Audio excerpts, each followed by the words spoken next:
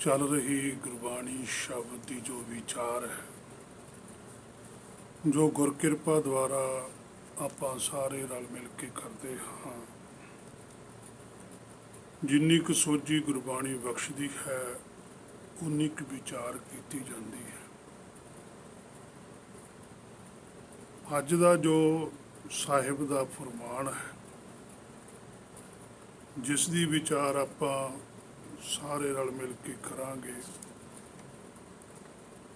ਪਾਤਸ਼ਾਹ ਕਹਿੰਦੇ, ਅਮੁੱਲ ਗੁਣ ਅਮੁੱਲ ਵਪਾਰ, ਅਮੁੱਲ ਵਪਾਰੀਏ ਅਮੁੱਲ ਭੰਡਾਰ। ਜਦੋਂ ਆਤਮਾ ਅਤੇ ਪ੍ਰਾਤਮਾ ਇੱਕ ਹੋ ਜਾਂਦੀਆਂ ਹਨ ਤਾਂ ਇਹ ਜੀਵ ਇੱਕ ਹੋ ਜਾਂਦਾ ਹੈ, ਭਾਵ ਕਿ ਸਾਬਤ ਸੂਰਤ ਹੈ। ਸੋ ਇਸ ਦੇ ਗੁਣਾਂ ਦਾ ਵੀ ਕੋਈ ਮੁੱਲ ਨਹੀਂ, ਇਹ ਵੀ ਅਮੁੱਲ ਹੋ ਜਾਂਦਾ ਹੈ।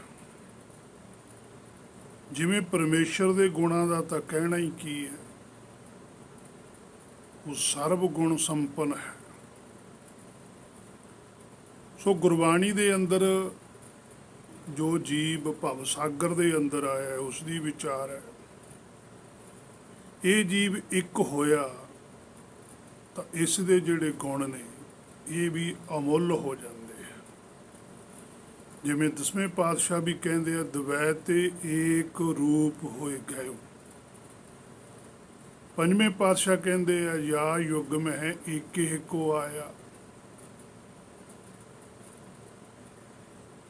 ਸੋ ਸਾਨੂੰ ਵੀ ਉਹੀ ਉਪਦੇਸ਼ ਹੈ ਕਿ ਅਸੀਂ ਇਸ ਭਵ ਸਾਗਰ ਦੇ ਅੰਦਰ ਇੱਕ ਹੋਣ ਵਾਸਤੇ ਆਏ। ਇੱਕ ਹੋ ਕੇ ਹੀ ਇਹ ਭਵ ਸਾਗਰ ਦਾ ਤਿਆਗ ਹੁੰਦਾ ਹੈ।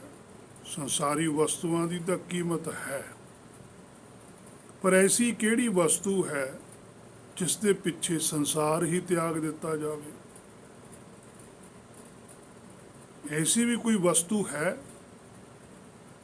ਜਿਸ ਨੂੰ ਪ੍ਰਾਪਤ ਕਰਨ ਦੇ ਲਈ ਸਾਰੇ ਸੰਸਾਰ ਨੂੰ ਹੀ ਛੱਡ ਦਿੱਤਾ ਜਾਵੇ? ਜਿਵੇਂ ਪਾਤਸ਼ਾਹ ਕਹਿੰਦੇ ਆ, ਸਾਚੀ ਪ੍ਰੀਤ ਹਮ ਤੁਮ ਸੰਗ ਜੋਰੀ, ਤੁਮ ਸੰਗ ਜੋਰ ਅਵਰ ਸੰਗ ਤੋਰੀ। ਹੀਰਾ ਹਾਥ ਚੜਿਓ ਨਿਰਮੋਲਕ, ਛੂਟ ਗਈ ਸੰਸਾਰੀ। ਉਹ ਕਿਹੜੀ ਵਸਤੂ ਹੈ? ਉਹ ਹੈ ਨਾਮ, ਉਹ ਹੈ ਹੁਕਮ। ਜਿਨ੍ਹਾਂ ਗੁਣਾਂ ਦਾ ਧਾਰਨੀ ਹੋ ਕੇ ਨਾਮ ਤੱਕ ਪਹੁੰਚਿਆ, ਉਹ ਗੁਣ ਵੀ ਅਮੁੱਲ ਹਨ। ਜਿਵੇਂ ਪਾਤਸ਼ਾਹ ਕਹਿੰਦੇ ਆ, ਗੁਣ ਮਹਿ ਗਿਆਨ ਪ੍ਰਾਪਤ ਹੋਏ। ਗੁਣਾਂ ਦੇ ਵਿੱਚੋਂ ਗਿਆਨ ਮਿਲਦਾ, ਭਾਵ ਕਿ ਨਾਮ ਮਿਲਦਾ, ਤੇ ਗਿਆਨ ਵਿੱਚੋਂ ਹੀ ਗੁਣ ਮਿਲਦੇ ਹੈ। ਅੱਖਰੀ ਨਾਮ, ਜੋ ਅੱਖਰਾਂ ਦੇ ਵਿੱਚ ਸਾਨੂੰ ਨਾਮ ਦਿੱਤਾ ਗਿਆ, ਇਹ ਗਿਆਨ ਹੈ। ਇਹ ਗਿਆਨ ਹੈ ਮਨ ਨੂੰ ਮਾਇਆ ਚੋਂ ਬਾਹਰ ਕੱਢਣ ਦਾ, ਆਤਮਾ ਪ੍ਰਾਤਮਾ ਇੱਕ ਕਰਨ ਦਾ। ਜਦੋਂ ਆਤਮਾ ਪ੍ਰਾਤਮਾ ਇੱਕ ਹੋ ਜਾਂਦੀਆਂ ਨੇ, ਜਿਹੜਾ ਨਾਮ ਮਿਲਦਾ ਸੱਚਖੰਡ ਦੇ ਅੰਦਰੋਂ, ਹੁਕਮ ਦੇ ਹਿਰਦੇ ਦੇ ਅੰਦਰੋਂ ਹੁਕਮ ਹੈ ਜਿਹੜਾ, ਉਹ ਸੁਗਿਆਨ ਹੈ, ਉਹ ਸ੍ਰੇਸ਼ਟ ਗਿਆਨ ਹੈ। ਉਹ ਅੱਖਰਾਂ ਦੇ ਵਿੱਚ ਨਹੀਂ ਹੁੰਦਾ, ਉਸੇ ਨੂੰ ਹੀ ਨਾਮ ਆਖਿਆ। ਉਸੇ ਲਈ ਦੂਸਰੇ ਪਾਤਸ਼ਾਹ ਕਹਿੰਦੇ, ਅੱਖਾਂ ਵਾਜੋਂ ਵੇਖਣਾ, ਬਿਨ ਕੰਨੀ ਸੁਣਨਾ। ਉਹੀ ਧੁਰ ਕੀ ਬਾਣੀ ਹੈ, ਉਹ ਹੁਕਮ ਹੈ। ਇਹ ਗੁਣ ਬੀਜ ਨੇ। ਜਿਵੇਂ ਪਾਤਸ਼ਾਹ ਕਹਿੰਦੇ ਆ, ਬੀਜ ਮੰਤਰ ਸਰਬ ਕੋ ਗਿਆਨ। ਬੀਜ ਹੀ ਉਗਦਾ ਹੈ, ਗੁਰ ਕਾ ਸ਼ਬਦ ਰਤਨ ਹੈ, ਹੀਰੇ ਜਿੱਤ ਜੜਾਓ। ਹਾਰ ਦਾ ਇੱਕ ਮੋਤੀ ਫੜ ਲਵੋ ਤੇ ਸਾਰਾ ਹਾਰ ਹੀ ਹੱਥ ਵਿੱਚ ਆ ਜਾਂਦਾ ਹੈ। ਇੱਕ ਗੁਣ ਦੇ ਨਾਲ ਸਾਰੇ ਗੁਣ ਆ ਜਾਂਦੇ ਹਨ। ਨਿਰਭਉ ਹੋਏ ਤੇ ਨਿਰਵੈਰ ਵੀ ਨਾਲ ਹੀ ਹੈ। ਮਤ ਵਿੱਚ ਰਤਨ ਜਵਾਹਰ ਮਾਣਕ, ਜੇ ਗੁਰ ਕੀ ਇੱਕ ਸਿੱਖ ਸੁਣੀ।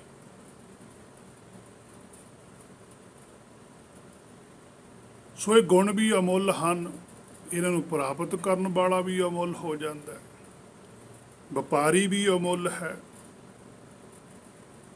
ਤੇ ਜਿਹੜਾ ਵਪਾਰ ਕਰਦਾ ਹੈ, ਉਹ ਵੀ ਅਮੁੱਲ ਹੈ। ਸੋ ਇਹਨਾਂ ਗੁਣਾਂ ਦਾ ਜੋ ਵਸਤੂ ਹੈ ਉਹ ਵੀ ਅਮੁੱਲ ਹੈ। ਉਸ ਦਾ ਕੀ ਮੁੱਲ ਲਾ ਸਕਦੇ ਹੋ? ਜਿਸ ਨੂੰ ਵੀ ਮਿਲੀ ਉਸ ਨੂੰ ਦੇਖ ਕੇ ਹੀ ਮਿਲੀ। ਇਹ ਵਸਤੂ ਜਿਹੜਾ ਨਾਮ ਹੈ, ਇਹਦਾ ਵੀ ਮੁੱਲ ਤਾਰਨਾ ਪੈਂਦਾ ਹੈ। ਹੁਣ ਨਾਮ ਕਿਵੇਂ ਪ੍ਰਾਪਤ ਹੁੰਦਾ ਹੈ? ਉਹ ਸਿਰ ਦੇ ਕੇ ਹੁੰਦਾ ਹੈ। ਭਾਵ ਕੇ ਮਨ ਵੇਚੈ ਸਤਿਗੁਰ ਕੇ ਪਾਸ, ਤਿਸ ਸੇਵਕ ਕੇ ਕਾਰਜ ਰਾਸ। ਮਨ ਦੇਣਾ ਪੈਂਦਾ ਹੈ। ਹੁਣ ਮਨ ਨਾ ਤਾਂ ਸੰਸਾਰੀ ਵਸਤੂ ਹੈ, ਨਾ ਜਿਸ ਨੂੰ ਦੇਣਾ ਹੈ ਉਹ ਸੰਸਾਰੀ ਹੈ। ਇਹ ਦੋਨੋਂ ਹੀ ਨਿਰਾਕਾਰੀ ਹਨ, ਆਤਮਾ ਵੀ ਪ੍ਰਾਤਮਾ ਵੀ। ਮਨ ਦੇਖ ਕੇ ਹੀ ਮਿਲਦਾ ਹੈ ਨਾਮ, ਆਪਣੇ ਮੂਲ ਸਤਿਗੁਰ ਦੇ ਅੱਗੋਂ, ਤੇ ਸਤਿਗੁਰ ਦੇ ਅੱਗੇ ਆਪਣਾ ਮਨ ਭੇਟਾ ਕਰਨਾ ਪੈਂਦਾ ਹੈ।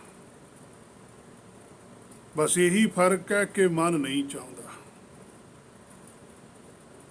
ਕਿ ਨਾਮ ਮਿਲੇ, ਕਿਉਂਕਿ ਮਨ ਆਪਣੀ ਹੰਗਤਾ ਨਹੀਂ ਛੱਡਣੀ ਚਾਹੁੰਦਾ। ਕਿਉਂਕਿ ਪੰਛੀ ਦੀ ਤਰ੍ਹਾਂ ਹੈ, ਜਿਵੇਂ ਪੰਛੀ ਪਿੰਜਰੇ ਵਿੱਚ ਬੰਦ ਨਹੀਂ ਹੋਣਾ ਚਾਹੁੰਦਾ। ਆਕਾਸ਼ ਵਿੱਚ ਉਡਾਰੀਆਂ ਲਾਉਣੀਆਂ ਚੰਗੀਆਂ ਲੱਗਦੀਆਂ ਹਨ ਉਸ ਨੂੰ,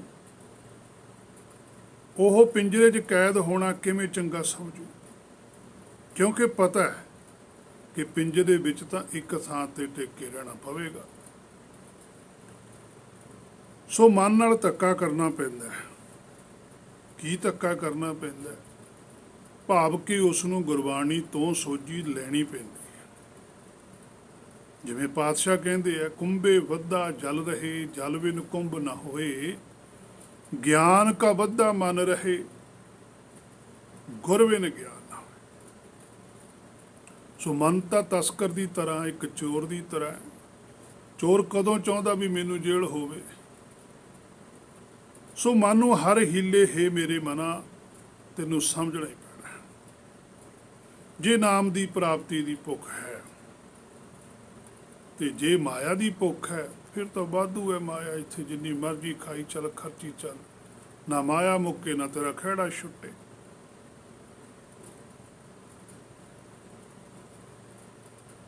ਸੋ ਇਹਦਾ ਵਪਾਰ ਵੀ ਅਮੁੱਲ ਹੈ, ਤੇ ਮਨ ਦੇ ਕੇ ਹੀ ਪ੍ਰਾਪਤ ਹੁੰਦਾ ਹੈ। ਜਿਵੇਂ ਪਾਤਸ਼ਾਹ ਕਹਿੰਦੇ ਆ, ਮੰਨੈ ਤਰੈ ਤਾਰੇ ਗੁਰਸਿੱਖ। ਜਿਹੜਾ ਵੀ ਮੰਨਦਾ ਹੈ ਉਹੀ ਤਰਦਾ ਹੈ। ਤੇ ਤਾਰਦੀ ਕੀ ਹੈ? ਗੁਰਸਿੱਖ। ਜਿਹੜੀ ਸਾਡਾ ਮੂਲ ਹੈ, ਉਹਦੀ ਸਿੱਖਿਆ, ਉਹਦੀ ਸੋਝੀ ਹੀ ਸਾਨੂੰ ਭਵਸਾਗਰ ਚੋਂ ਪਾਰ ਲੈ ਕੇ ਜਾਂਦੀ ਹੈ। ਅਮੁੱਲ ਗੁਣ, ਅਮੁੱਲ ਵਪਾਰ, ਕੋਈ ਮੁੱਲ ਨਹੀਂ ਹੈ ਗੁਣਾਂ ਦਾ। ਜਦੋਂ ਜੋਤ ਇੱਕ ਹੋ ਜਾਂਦੀ ਹੈ, ਉਹਦਾ ਕੌਣ ਮੁੱਲ ਪਾਵੇਗਾ? ਜਿੰਨਾ ਚਿਰ ਜੋਤ ਦੋ ਹਿੱਸਿਆਂ ਵਿੱਚ ਹੈ, ਉਨਾ ਚਿਰ ਮੁੱਲ ਪੈ ਜਾਂਦਾ ਹੈ। ਮਨ ਮਾਇਆ ਹਾਥ ਵਿਕਾਨੋ, ਮਨ ਵਿਕ ਜਾਂਦਾ ਮਾਇਆ ਦੇ ਅੱਗੇ। ਪਰ ਜਦੋਂ ਇਹੀ ਮਨ ਆਪਣੇ ਮੂਲ ਦੇ ਨਾਲ ਜੁੜ ਜਾਂਦਾ, ਇੱਕ ਹੋ ਜਾਂਦਾ, ਫਿਰ ਇਹਦਾ ਕੋਈ ਮੁੱਲ ਨਹੀਂ ਪਾ ਸਕਦਾ। ਫਿਰ ਆਤਮ ਚੀਨ ਪਰ ਆਤਮ ਸੋਈ ਹੈ।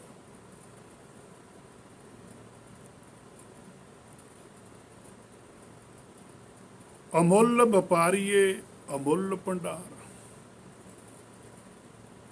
ਗੁਣ ਵੀ ਅਮੁੱਲ ਨੇ, ਤੇ ਉਹਦਾ ਵਪਾਰ ਆ ਜਿਹੜਾ ਲੈਣ ਦੇਣ ਹੈ, ਆਦਾਨ ਪ੍ਰਦਾਨ ਹੈ, ਉਹ ਵੀ ਵਪਾਰੀ ਨੇ ਜਿਹੜੇ ਵਪਾਰ ਕਰਦੇ ਆ। ਵਣਜ ਕਰੋ ਵਣਜਾਰਿਓ, ਵੱਖਰ ਲਿਓ ਸੰਭਾਰ। ਉਹਨਾਂ ਦਾ ਜਿਹੜਾ ਵਣਜ ਹੈ, ਵਪਾਰ ਹੈ, ਉਹ ਵੀ ਅਮੁੱਲ ਹੀ ਹੈ। ਤੇ ਜਿੱਥੇ ਵਪਾਰ ਹੁੰਦਾ, ਲੈਣ ਦੇਣ ਹੁੰਦਾ, ਉਹ ਭੰਡਾਰ ਵੀ ਅਮੁੱਲ ਹੈ। ਖਾਵੋ ਖਰਚੋ ਰਲ ਮਿਲ ਭਾਈ, ਤੋਟ ਨਾ ਆਵੇ ਵੱਧ ਹੋ ਜਾਏ।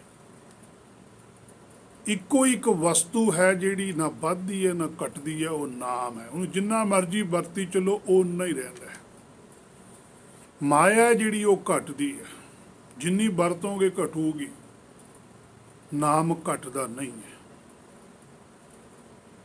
ਅਮੁੱਲ ਗੁਣ ਨੇ, ਵਪਾਰ ਵੀ ਅਮੁੱਲ ਹੈ, ਕੋਈ ਲੈਣ ਦੇਣ ਨਹੀਂ। ਸੰਸਾਰੀ ਧਾਰਮਿਕ ਆਗੂਆਂ ਵਾਂਗੂ ਉਹ ਤਾਂ ਮਾਇਆ ਲੈਂਦੇ ਨੇ ਤੇ ਮਾਇਆ ਲੈ ਕੇ ਫਿਰ ਅਰਦਾਸਾਂ ਵੀ ਕਰਦੇ ਨੇ,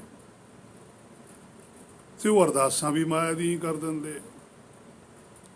ਕੋਈ ਨਹੀਂ ਆਖਦਾ ਕਿ ਮਨ ਦਿਓ, ਪਤਾ ਹੈ ਕਿ ਜੇ ਮਨ ਮੰਗ ਲਿਆ ਫਿਰ ਅਗਲਾ ਕਰੂ ਕਿ ਮਨ ਲੈ ਲਵੋ ਜੀ, ਕਿ ਕਿੱਥੇ ਹੈ ਮਨ। ਜਾਂ ਫਿਰ ਇਹ ਕਹਿ ਦੇਣਗੇ ਕਿ ਅਸੀਂ ਤੇਰਾ ਮਨ ਲੈ ਲਿਆ, ਜਦੋਂ ਲੋੜ ਪਈ ਤੈਨੂੰ ਕੋਈ ਕੰਮ ਆਖਾਂਗੇ ਤੂੰ ਸਾਡਾ ਕੰਮ ਕਰ ਦੇਵੇਂ।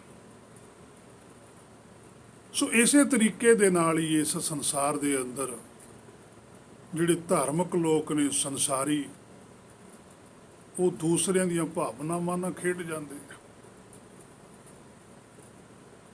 ਜਦ ਕਿ ਗੁਰਬਾਣੀ ਦੇ ਅੰਦਰ ਪਾਤਸ਼ਾਹ ਨੇ ਬੜਾ ਵੱਡਾ ਬਚਿੱਤਰ ਵਚਨ ਕੀਤਾ ਕਿ ਸਨਕ ਸਨਾਦਨ ਨਾਰਦ ਮੁਨੀ ਸੇਖਾ, ਤਿਨ ਪੀ ਤਨ ਮੈਂ ਮਨ ਨਹੀਂ ਪੇਖਾ।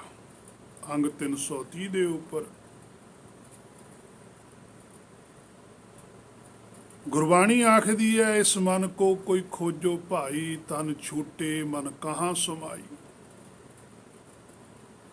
ਸੋ ਪਾਤਸ਼ਾਹ ਜੀ ਕਹਿੰਦੇ ਮਨ ਦੇਖ ਕੇ ਨਾਮ ਦੀ ਪ੍ਰਾਪਤੀ ਹੁੰਦੀ ਹੈ। ਹੁਣ ਪਹਿਲਾਂ ਤਾਂ ਮਨ ਖੋਜਣਾ ਪਊਗਾ ਕਿ ਮਨ ਹੈ ਕੀ ਚੀਜ਼। ਹੁਣ ਮਨ ਕੋਈ ਬਾਹਰ ਦਿਸਣ ਵਾਲੀ ਚੀਜ਼ ਤਾਂ ਹੈ ਨਹੀਂ ਵੀ ਲਿਜਾ ਕੇ ਅੱਗੇ ਰੱਖ ਦਿੱਤੀ ਫੜ ਕੇ। ਮਨ ਚੇਤਨ ਵਸਤੂ ਹੈ,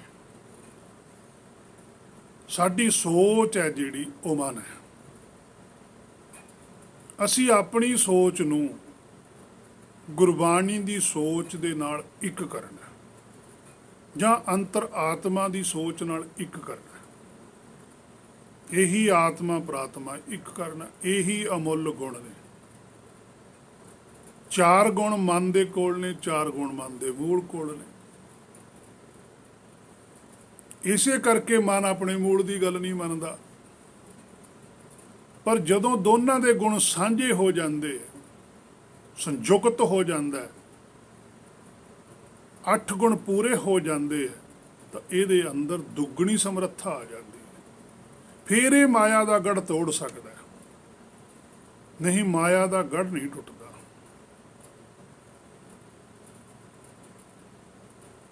ਕੱਲਾ ਮਨ ਵੀ ਮਾਇਆ ਦਾ ਗੜ੍ਹ ਨਹੀਂ ਤੋੜ ਸਕਦਾ, ਕੱਲਾ ਮਨ ਦਾ ਮੂਲ ਵੀ ਗੜ੍ਹ ਨਹੀਂ ਤੋੜ ਸਕਦਾ। ਜਦੋਂ ਦੋਨੇ ਰਲਦੇ ਐ, ਇੱਕ ਹੋਏ ਤਾਂ ਉਗਵੇ। ਨਾਨਕ ਹੁਕਮੈ ਜੇ ਬੁੱਝੈ ਤਾਂ ਹਉਮੈ ਕਹੇ ਨਾ ਕੋਈ। ਕਿਉਂਕਿ ਹਉਮੈ ਦੀਰਘ ਰੋਗ ਹੈ, ਬੜਾ ਡੂੰਘਾ ਰੋਗ ਹੈ, ਬੜੀ ਵੱਡੀ ਡੂੰਘੀ ਜੜ ਹੈ ਹਉਮੈ ਦੀ, ਇਹ ਪੱਟਣੀ ਸੌਖੀ ਨਹੀਂ ਹੈ। ਪਰ ਜਦੋਂ ਦੋਨੇ ਰਲ ਜਾਂਦੇ ਆ ਫਿਰ ਬੜੀ ਸੌਖੀ ਹੈ। ਸੋ ਪਾਤਸ਼ਾਹ ਜੀ ਕਹਿੰਦੇ ਨਾਮ ਦੀ ਜਿਹੜੀ ਪ੍ਰਾਪਤੀ ਹੈ, ਇੱਕ ਹੋ ਕੇ ਉੱਗਣਾ ਜਿਹੜਾ, ਉਹ ਮਨ ਤੇ ਚਿੱਤ ਦਾ ਇੱਕ ਹੋਣਾ ਜ਼ਰੂਰੀ ਹੈ। ਸੋ ਮਾਇਆ ਦੇ ਵਿੱਚ ਕੋਈ ਕੀਮਤ ਨਹੀਂ ਹੈ, ਕੋਈ ਐਸੀ ਮਾਇਆ ਦੀ ਵਸਤੂ ਨਹੀਂ ਹੈ ਜਿਹੜੀ ਨਾਮ ਦੇ ਬਰਾਬਰ ਹੋਵੇ। ਸੋ ਨਾਮ ਦਾ ਜਿਹੜਾ ਵਪਾਰ ਕਰਨਾ, ਲੈਣ ਦੇਣਾ, ਉਹ ਵੀ ਗੁਰਮੁਖਾਂ ਦਾ ਹੀ ਹੁੰਦਾ ਹੈ।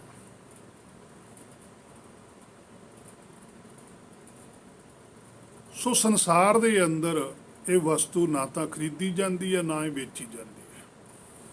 ਸਿਰਫ ਸੰਸਾਰ ਦੇ ਅੰਦਰ ਜਿਸ ਦੇ ਕੋਲ ਨਾਮ ਹੈ, ਉਹ ਨਾਮ ਦੀ ਵਿਸ਼ੇਸ਼ਤਾ ਹੀ ਤਾਂ ਦੱਸ ਸਕਦਾ। ਨਾ ਤਾਂ ਉਹ ਨਾਮ ਕਿਸੇ ਨੂੰ ਦੇ ਸਕਦਾ ਤੇ ਨਾ ਕੋਈ ਲੈ ਸਕਦਾ, ਕਿਉਂਕਿ ਨਾਮ ਹਰ ਇੱਕ ਦੇ ਹਿਰਦੇ ਦੇ ਅੰਦਰ ਹੀ ਪਿਆ।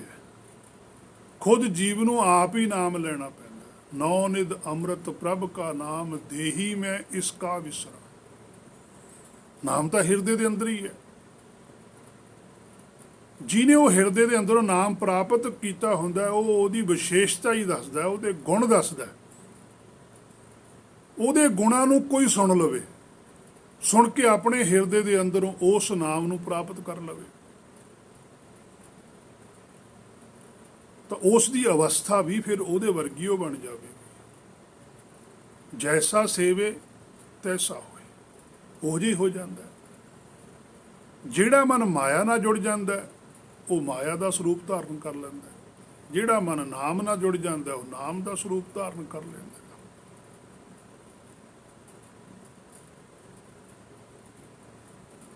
ਪਰ ਗੁਣਾਂ ਦਾ ਵਪਾਰ ਐਸਾ ਹੈ, ਜੋ ਲੈਂਦਾ ਹੈ ਉਹ ਅੱਗੇ ਦਿੰਦਾ ਵੀ ਹੈ। ਇਹ ਵੀ ਗੱਲ ਹੈ ਕਿ ਜਿਹਦੇ ਕੋਲ ਨਾਮ ਹੈ, ਉਹ ਅੱਗੇ ਹੋਰਨਾਂ ਨੂੰ ਵੀ ਦੱਸਦਾ ਹੈ। ਉਹ ਲੁਕੋ ਕੇ ਨਹੀਂ ਰੱਖ ਸਕਦਾ।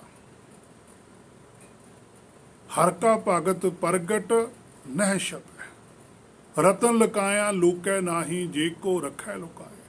ਜਿਹਦੇ ਹਿਰਦੇ ਦੇ ਅੰਦਰ ਸ਼ਬਦ ਗੁਰੂ ਪ੍ਰਗਟ ਹੈ, ਪੂਰਨ ਸੋਝੀ ਹੈ, ਉਹ ਲੁਕ ਨਹੀਂ ਸਕਦਾ। ਜਿਵੇਂ ਗੁਰਬਾਣੀ 'ਚ ਪਾਤਸ਼ਾਹ ਕਹਿੰਦੇ ਆ, ਸ਼ਬਦ ਅਖੁੱਟ ਬਾਬਾ ਨਾਨਕਾ, ਖਾਹੇ ਖਰਚ ਧਨ ਮਾਲ। ਖਾਵੋ ਖਰਚੋ ਰਲ ਮਿਲ ਭਾਈ, ਤੋਟ ਨਾ ਆਵੇ ਵਾਧੋ ਜਾਈ। ਹੁਣ ਸੰਸਾਰ ਦੇ ਅੰਦਰ ਤਾਂ ਇਹ ਗੱਲ ਆਖ ਦਿੰਦੇ ਆ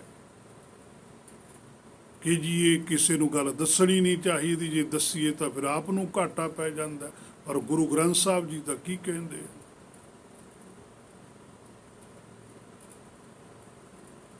ਘਾਟਾ ਉਦੋਂ ਪੈਂਦਾ ਜਦੋਂ ਅਸੀਂ ਕਿਸੇ ਨੂੰ ਝੂਠ ਦੱਸਦੇ ਹਾਂ, ਕਿਸੇ ਦੇ ਨਾਲ ਅਸੀਂ ਫਰੇਬ ਕਰਦੇ ਹਾਂ, ਉਦੋਂ ਘਾਟਾ ਪੈਂਦਾ। ਜਦੋਂ ਅਸੀਂ ਕਿਸੇ ਨੂੰ ਰੀਅਲੀ ਸੱਚ ਦੱਸਦੇ ਹਾਂ, ਤਾਂ ਉਦੋਂ ਰੀਅਲੀ ਸੱਚ ਦੇ ਅੰਦਰ ਵਾਧਾ ਹੁੰਦਾ, ਘਾਟਾ ਨਹੀਂ ਹੁੰਦਾ। ਸੋ ਨਾਮ ਦਾ ਵਪਾਰ ਅਮੁੱਲ ਹੈ। ਜਿੰਨਾ ਅੱਗੇ ਵੰਡਿਆ, ਸਗੋਂ ਉਨਾ ਹੀ ਇਹ ਤਾਂ ਵੱਧ ਹੈ। ਇਸ ਕਰਕੇ ਲੈਣ ਵਾਲਾ ਵੀ ਵਪਾਰੀ ਤੇ ਦੇਣ ਵਾਲਾ ਵੀ ਵਪਾਰੀ ਹੈ। ਜਿੱਥੋਂ ਨਾਮ ਆਉਂਦਾ ਹੈ, ਉੱਥੇ ਬਥੇਰਾ ਭੰਡਾਰ ਹੈ। ਇੱਥੇ ਨਾਮ ਭਾਵ ਗਿਆਨ ਦੇਣ ਵਾਲਾ ਤੇ ਨਾਮ ਭਾਵ ਗਿਆਨ ਲੈਣ ਵਾਲਾ ਕੋਈ ਵੱਡਾ ਛੋਟਾ ਨਹੀਂ ਹੁੰਦਾ। ਇਸੇ ਕਰਕੇ ਮਾਇਆ ਦੇ ਅੰਦਰ ਗੁਰੂ ਚੇਲਾ ਨਹੀਂ ਹੈ, ਇੱਥੇ ਗੁਰ ਚੇਲਾ ਹੈ।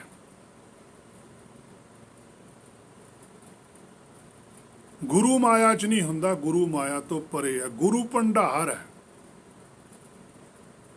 ਭੰਡਾਰ ਵਿੱਚੋਂ ਕੋਈ ਵਸਤੂ ਚੱਕ ਕੇ ਲੈ ਕੇ ਆਇਆ, ਉਹਨੇ ਗਾਂਹ ਵੰਡਤੀ।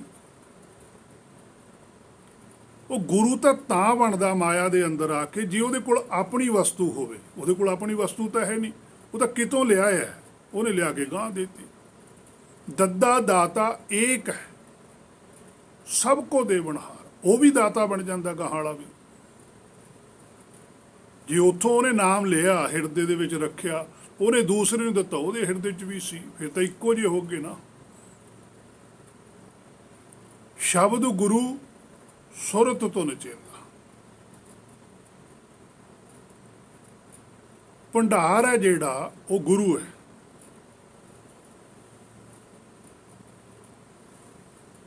ਸੋ ਜਿਹਨੂੰ ਨਾਮ ਦਿੱਤਾ, ਜਦੋਂ ਉਹਨੇ ਨਾਮ ਲੈ ਲਿਆ, ਤਾਂ ਉਹ ਵੀ ਉਹਦੇ ਵਰਗਾ ਹੀ ਬਣ ਗਿਆ। ਹਰ ਕਾ ਸੇਵਕ ਸੋ ਹਰ ਜੇਹਾ, ਭੇਦ ਨਾ ਜਾਣੋ ਮਾਨਸ ਦਿਆ। ਫਿਰ ਗੁਰੂ ਚੇਲਾ ਕਿਵੇਂ ਰਹਿ ਗਿਆ? ਉਹ ਤਾਂ ਫਿਰ ਸੇਮ ਟੂ ਸੇਮ ਉਹਦੇ ਵਰਗਾ ਹੀ ਬਣ ਗਿਆ। ਜਿਹੋ ਜਿਹੇ ਨਾਨਕ ਜੀ ਸਨ, ਉਹ ਜਿਹੇ ਅੰਗਦ ਜੀ ਬਣ ਗਏ, ਉਹ ਵੀ ਨਾਨਕ ਹੀ ਬਣ ਗਏ। ਕੋਈ ਫਰਕ ਨਹੀਂ ਰਹਿ ਗਿਆ, ਉਹੋ ਜਿਹਾ ਹੀ ਬਣੂਗਾ ਉਹ। ਪਰ ਜਦੋਂ ਅਸੀਂ ਸਰੀਰਕ ਤੌਰ ਤੇ, ਮਾਇਆ ਦੇ ਤੌਰ ਤੇ ਦੇਖਾਂਗੇ, ਫਿਰ ਅਸੀਂ ਕਿਸੇ ਨੂੰ ਗੁਰੂ ਮੰਨਾਂਗੇ, ਕਿਸੇ ਨੂੰ ਚੇਲਾ ਮੰਨਾਂਗੇ। ਪਰ ਜਦੋਂ ਅਸੀਂ ਆਤਮਿਕ ਤੌਰ ਤੇ ਵੇਖਾਂਗੇ, ਨਿਰਾਕਾਰੀ ਪੱਧਰ ਤੇ ਦੇਖਾਂਗੇ, ਤਾਂ ਦੋਨੇ ਸੇਮ ਟੂ ਸੇਮ ਹੀ।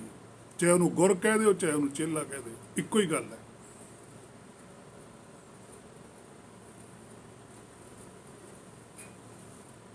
ਸੋ ਕੋਈ ਵੱਡਾ ਛੋਟਾ ਨਹੀਂ ਹੁੰਦਾ, ਸਾਰੇ ਇੱਕੋ ਜਿਹੇ ਹੁੰਦੇ ਹਨ। ਸੋ ਜਿਹੜਾ ਤਸਕਰ ਹੈ, ਉਹ ਤਾਂ ਨਾਮ ਲੈਂਦਾ ਹੀ ਨਹੀਂ। ਜਦੋਂ ਮਨ ਖੁਦ ਆਪਣੇ ਅੰਦਰ ਇਹ ਇੱਛਾ ਪ੍ਰਬਲ ਕਰ ਲੈਂਦਾ ਹੈ ਕਿ ਸੋਝੀ ਮਿਲੇ, ਸ਼ਾਂਤੀ ਆਵੇ, ਤਾਂ ਇਸ ਦਾ ਮੂਲ ਸਤਿਗੁਰ ਖੁਸ਼ ਹੁੰਦਾ ਹੈ, ਫਿਰ ਸੋਝੀ ਵੀ ਦਿੰਦਾ ਹੈ। ਉਸੇ ਵਿੱਚੋਂ ਹੀ ਨਾਮ ਭਾਵ ਹੁਕਮ ਦਾ ਮਿਲਾਪ ਹੋ ਜਾਂਦਾ ਹੈ। ਉਹ ਨਾਮ ਬਾ ਹੁਕਮ ਭੰਡਾਰ ਖਜ਼ਾਨੇ ਵਿੱਚੋਂ ਲੈ ਕੇ ਦੇ ਦਿੰਦਾ ਹੈ।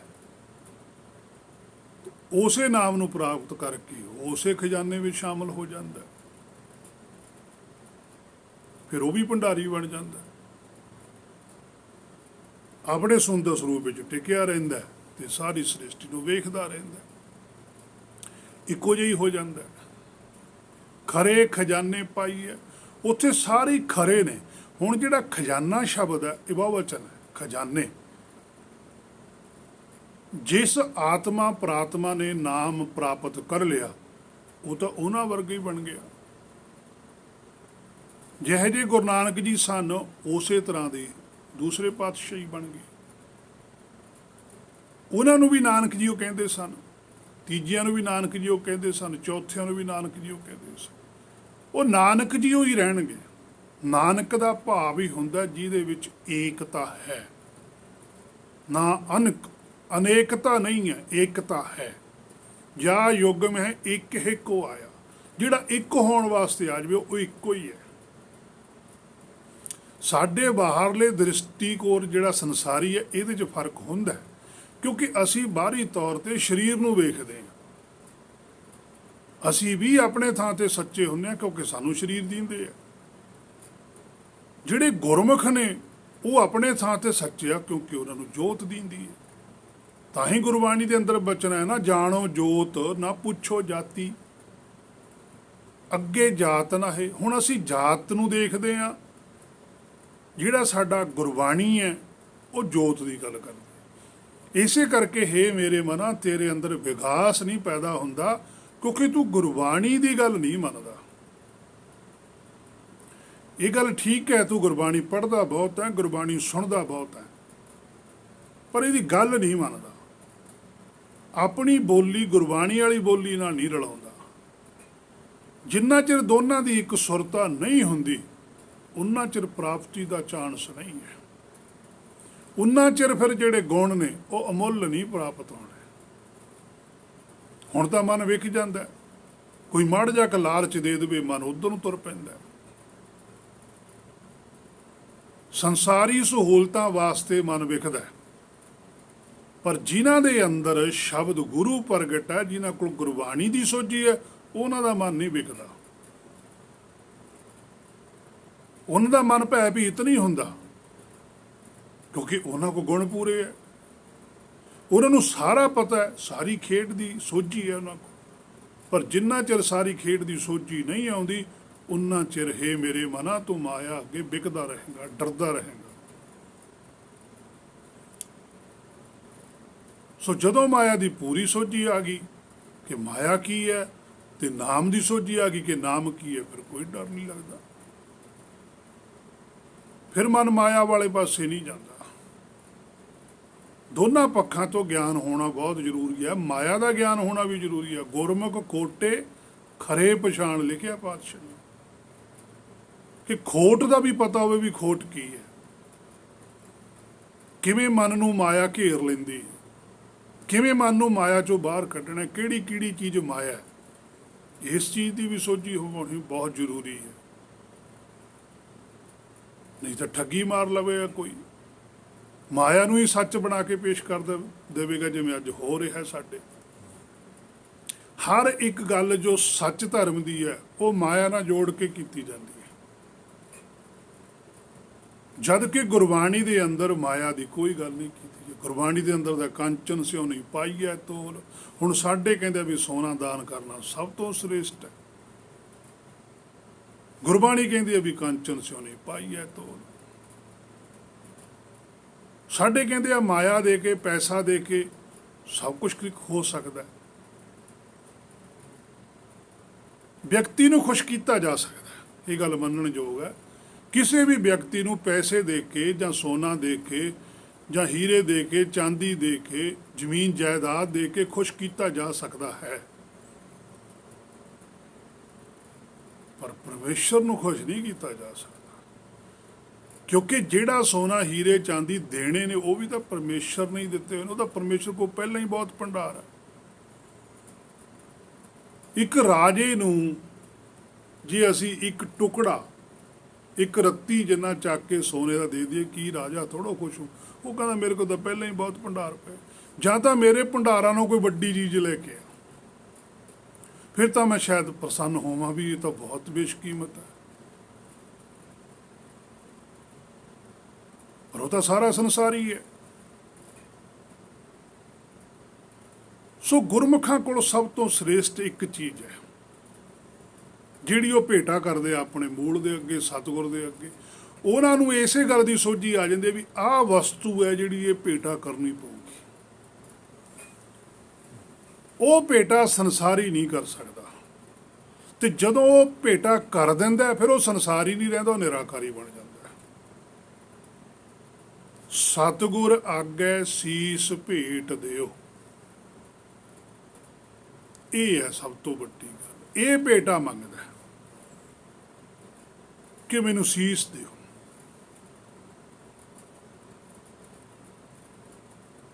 ਤਨ ਮਨ ਧਨ ਸਭ ਸੌਂਪ ਗੁਰ ਕੋ, ਹੁਕਮ ਮੰਨਿਆ ਪਾਈਏ। ਹੇ ਮੇਰੇ ਮਨਾ, ਹੁਣ ਤੂੰ ਆਪਣੇ ਅੰਦਰ ਝਾਤੀ ਮਾਰ।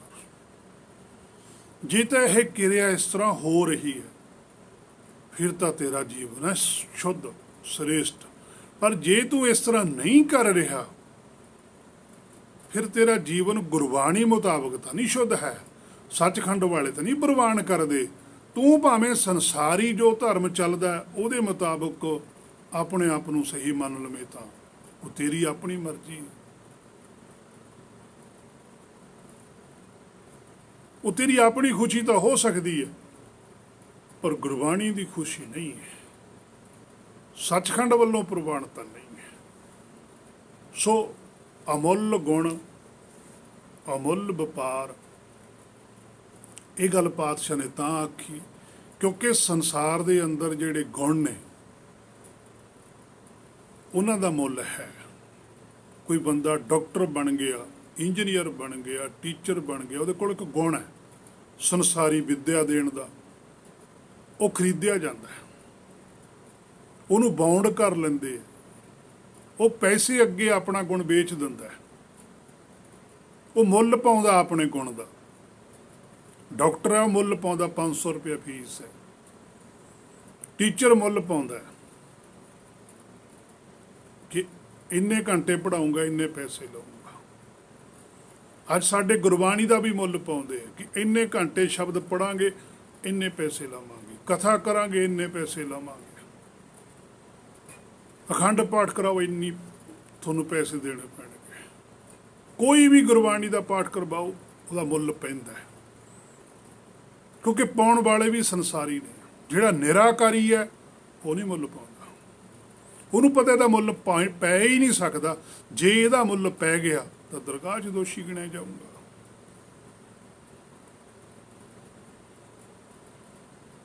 ਉੱਥੇ ਬੇਇੱਜ਼ਤੀ ਹੋਵੇਗੀ, ਉੱਥੇ ਸ਼ਰਮਿੰਦਗੀ ਹੋਵੇਗੀ ਕਿ ਇੱਕ ਹੀਰਾ ਚੱਕ ਕੇ ਤੂੰ ਕੌਡੀਆਂ ਦੇ ਭਾਅ ਬਦਲੇ ਵੇਚਿਆ ਆ।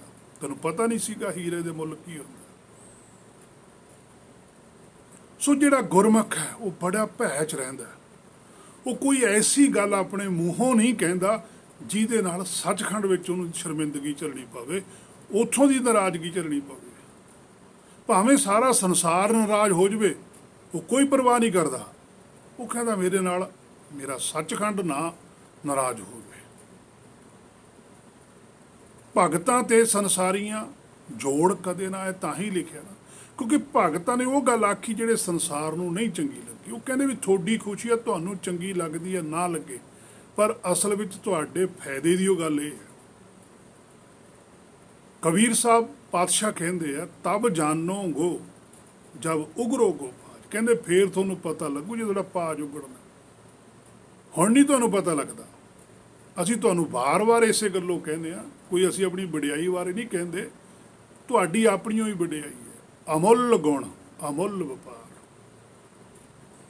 ਤੁਹਾਡੇ ਕੋਲ ਜਿਹੜੇ ਗੁਣ ਨੇ ਨਿਰਾਕਾਰੀ, ਉਹ ਅਮੁੱਲ ਨੇ, ਉਹਨਾਂ ਨੂੰ ਪ੍ਰਾਪਤ ਕਰੋ, ਉਹਨਾਂ ਦਾ ਵਪਾਰ ਕਰੋ।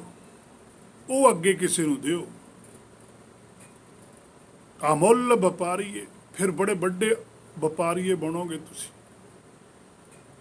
ਹਰ ਕੋਈ ਆਖੇਗਾ ਵੀ ਇਹ ਵਪਾਰੀਆ ਚੰਗਾ ਹੈ, ਇਹਦੇ ਕੋਲ ਜਿਹੜੇ ਗੁਣ ਨੇ ਬੜੇ ਬੇਸ਼ਕੀਮਤ ਗੁਣ ਨੇ। ਤੁਹਾਨੂੰ ਉਹ ਵਸਤੂ ਦੇਣ ਵਿੱਚ ਵੀ ਖੁਸ਼ੀ ਹੋਵੇਗੀ, ਲੈਣ ਵਾਲੇ ਨੂੰ ਲੈ ਕੇ ਵੀ ਬਹੁਤ ਖੁਸ਼ੀ ਹੋਵੇਗੀ। ਅਮੁੱਲ ਭੰਡਾਰ, ਕਿੱਡਾ ਵੱਡਾ ਭੰਡਾਰ ਹੈ। ਸੰਸਾਰ ਦੇ ਅੰਦਰ ਜਿਹੜੇ ਮਾਇਆ ਦਾ ਭੰਡਾਰ ਹੈ ਉਸ ਦਾ ਕਮੀ ਆ ਜਾਂਦੀ ਹੈ, ਪਰ ਜਿਹੜਾ ਨਾਮ ਹੈ, ਹੇ ਮੇਰੇ ਮਨਾ, ਉਹ 'ਚ ਕਮੀ ਨਹੀਂ ਆਉਂਦੀ। ਇੱਕ ਦੇ 8 ਗੁਣ ਨੇ, ਤੂੰ ਇੱਕ ਹੋ ਜਾ। ਓਅੰਕਾਰ ਤੂੰ ਹੈ, ਜੋਤ ਸਰੂਪ ਹੈ। ਸਤਨਾਮ ਕਰਤਾ ਪੁਰਖ, ਨਿਰਭਉ ਨਿਰਵੈਰ, ਅਕਾਲ ਮੂਰਤ, ਅਜੂਨੀ ਸਵੈਭੰ, ਗੁਰ ਪ੍ਰਸਾਦ। ਇਹ ਤੇਰੇ 8 ਗੁਣ ਨੇ, ਇਹਨਾਂ ਨੂੰ ਪ੍ਰਾਪਤ ਕਰ। ਪ੍ਰਾਪਤ ਕਰਕੇ ਆਪਣੇ ਸੁੰਦਰ ਸਰੂਪ ਨੂੰ ਜਾਣ, ਤਾਂ ਕਿ ਤੇਰਾ ਜੀਵਨ ਸਫਲ ਹੋ ਸਕੇ। ਅੱਜ ਦੀ ਜੋ ਵਿਚਾਰ ਸੀ ਗੁਰ ਕਿਰਪਾ ਦੁਆਰਾ ਇੱਥੋਂ ਤੱਕ ਕੀਤੀ ਗਈ ਹੈ। ਅਗਲੀ ਵਿਚਾਰ ਜੇ ਗੁਰ ਨੇ ਚਾਹਿਆ ਫਿਰ ਕੀਤੀ ਜਾਵੇਗੀ। ਹੋਈਆਂ ਬੇਅੰਤ ਭੁੱਲਾਂ ਦੀ ਖਿਮਾ। ਵਾਹਿਗੁਰੂ ਜੀ ਕਾ ਖਾਲਸਾ, ਵਾਹਿਗੁਰੂ ਜੀ ਕੀ ਫਤਿਹ।